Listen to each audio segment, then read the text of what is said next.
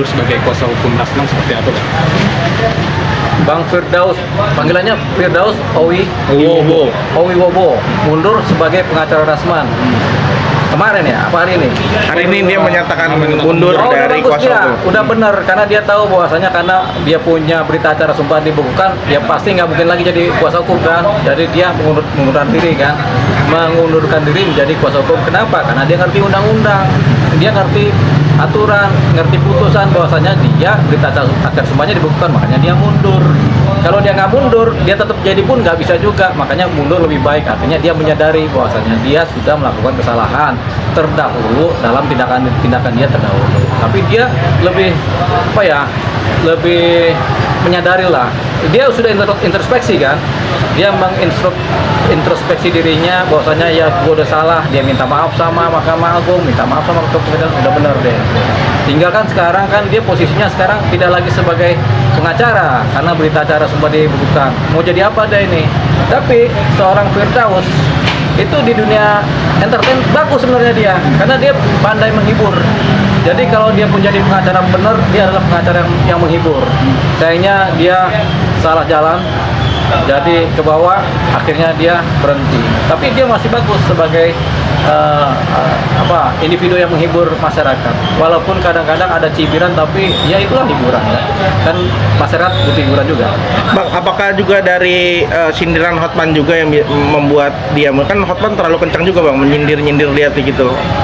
Ya, ada korelasinya lah ya, paling kecil ya, persentase sindiran Hotman mungkin 20%, tapi kelihatannya lebih banyak dari kesadarannya si Firdaus sendiri. Dia sadar bahwasanya dia sudah salah dalam berjalan. Itu kesadarannya, introspeksi ya. Jadi 70-80% dia sadar bahwasanya dia melakukan kesalahan dan dia sudah minta maaf kan.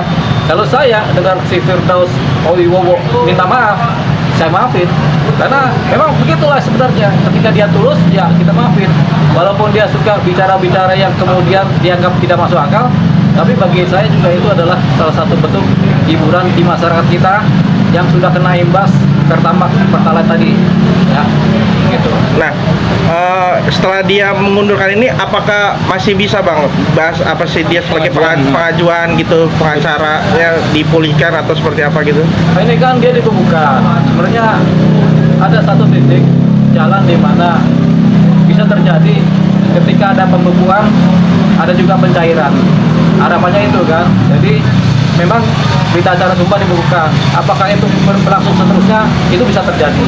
Tapi bisa juga ketika sudah dibekukan bisa juga dicairkan. Harapannya juga ada gitu. Tergantung Firdaus sendiri. Kalau dia punya pengetahuan tentang itu dan bisa kemudian dia bisa meminta Mahkamah Agung atau memohon supaya yang dibekukan tadi dicairkan, ya bisa juga. Tapi kita nggak tahu seberapa jauh kemampuan seorang Firdaus atau lembaganya, organisasi menolong dia untuk bisa memperjuangkan itu. Nah, apa itu? Bang, soal Nikita dong Bang, mungkin perkembangan terbaru dia semisal nantinya mengajukan penangguhan seperti apa mungkin perpanjangan gitu. Ya, Nikita Mirzani.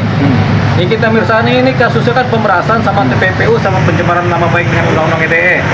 Kasus pemerasan itu susah untuk diadakan penangguhan penahanan.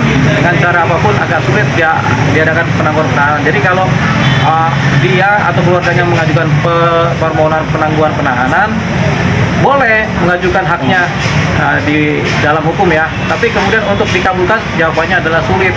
Kenapa? Karena kasus pemerasan sama halnya dengan kasus pembunuhan, sama halnya dengan kasus penyerang kehormatan ya, kasus kehormatan kayak percabulan, kemudian perkosaan, itu sama nilainya. Jadi susah untuk dikabulkan untuk penangguhan penahanan. Sama kayak kasus pencurian dan atau kasus narkotika itu atau kasus perjudian itu susah untuk ditangguhkan. Jadi pemeriksaan juga begitu. Nah, ini kita Mirzani akan kena pada ketentuan-ketentuan seperti itu. Jadi dia susah ditangguhkan. Bahkan sampai sidang pun dia akan tetap ditahan.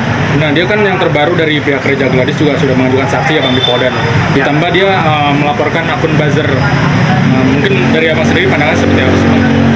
Ya, asalkan ada korbannya, ada yang dirugikan, dan ada dugaan-dugaan tindak pidananya, siapapun boleh melaporkan kan, termasuk seorang dokter Reza ya. Reza Gladys. Dokter Reza Gladys juga dia karena dia korban kemudian ada dia dirugikan secara formil dan kriminal. Nah, dia boleh melaporkan, siapapun boleh dilaporkan asalkan merugikan dia secara pidana ya. Tapi dengan penambahan saksi dari pihak Reza Gladys ini nantinya akan memperberat juga gak sih dari Nikita? Ya tentunya saksi yang dibawa oleh pelapor korban kan tentunya tujuannya supaya persoalan pidana ini menjadi nyata dan terang. Jadi tentunya akan memperberat posisi yang Nikita Mirzani dan rekan-rekannya. Gitu. Ya. Mungkin pesannya seperti apa sih Bang untuk Bang Firdaus dan mungkin terkait kasus Nikita juga seperti apa? Untuk Bang Firdaus, mudah-mudahan masih ada jalan. Dia tetap menjadi pengacara, mudah-mudahan ya. Syaratnya memang dia punya posisi ijazahnya, dia punya latar belakang hukumnya, dia punya pendidikannya itu benar-benar ada dan akurat. Nah, dia memang dibekukan izinnya. Tapi kalau kemudian dia mengajukan permohonan, meminta maaf, mengajukan permohonan untuk kemudian pencairan dari pembekuan, itu bisa sebenarnya. Ada jalan. Karena setiap ada putusan pembekuan, seringkali atau kadang-kadang muncul putusan pencairan dari Mahkamah Agung. Tergantung Mahkamah Agung.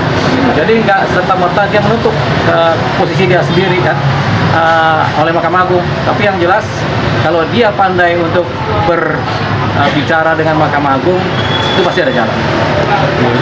Cukup? Oke. Cukup Bang. Siap. Terima kasih Bang. Oke.